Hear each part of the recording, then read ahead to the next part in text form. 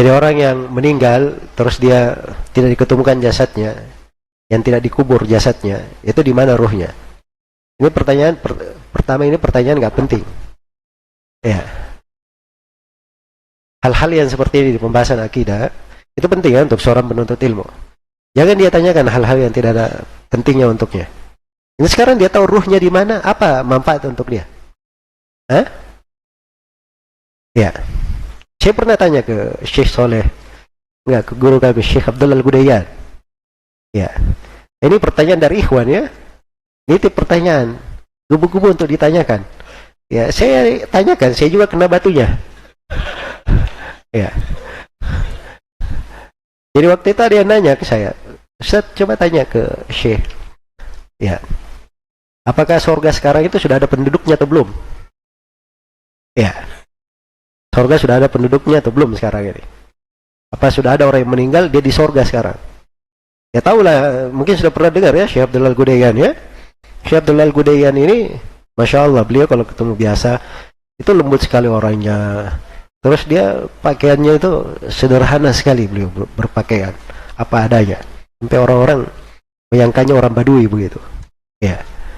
Tapi beliau ini ulama yang paling tua di Darul Ifta, di Lajnah Daimah, yang paling tua. Sebab pendahulu-pendahulunya sudah meninggal semua. Awal kali dibentuk Darul Ifta itu ada Syekh bin Baz, Syekh Abdul Razak Afifi, Abdullah bin Qaud, Abdullah Al-Gudayyan. Yang tiga sudah meninggal, sisa beliau. Setelah itu baru masuk Syekh Shalih Al-Fauzan. Beliau baru masuk. Setelah masuk Syekh Shalih Al-Fauzan, masuk beberapa anggota yang lain. Mufti Saudi Arabia sekarang, ya, Syekh Abdul Aziz Al-Syekh, masuk juga Syekh Muhammad bin Hasan Al-Syekh, masuk Syekh Ahmad Mubarak, Ahmad Sir Al-Mubaraki. Ya, dan belakangan baru masuk guru kami juga Syekh Abdul Karim Al-Khudair di dalam Lajnah Daimah.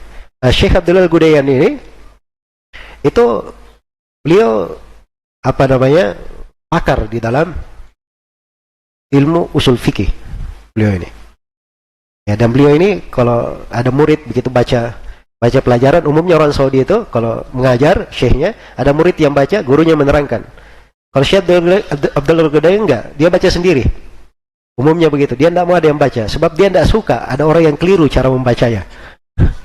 Ya, karena itu kalau beliau baca soal, ya itu ada suara beliau ya, beliau baca soal di majelis Syekh bin Baz.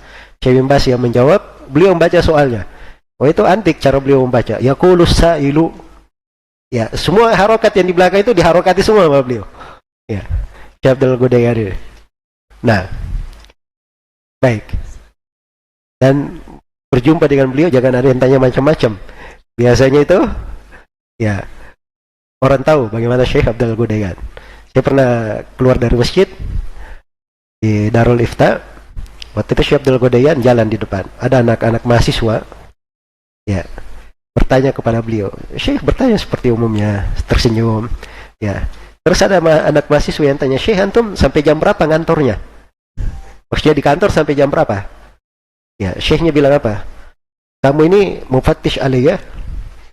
Ya, kamu ini orang yang bertugas mau ngereksi kerjaan-kerjaan saya. Langsung pada diam semua itu. Beberapa saat nggak ada yang berbicara. Nah, jadi waktu saya tanya pertanyaan itu tadi, ya, saya tanya pertanyaan itu tadi, beliau bilang apa ke saya?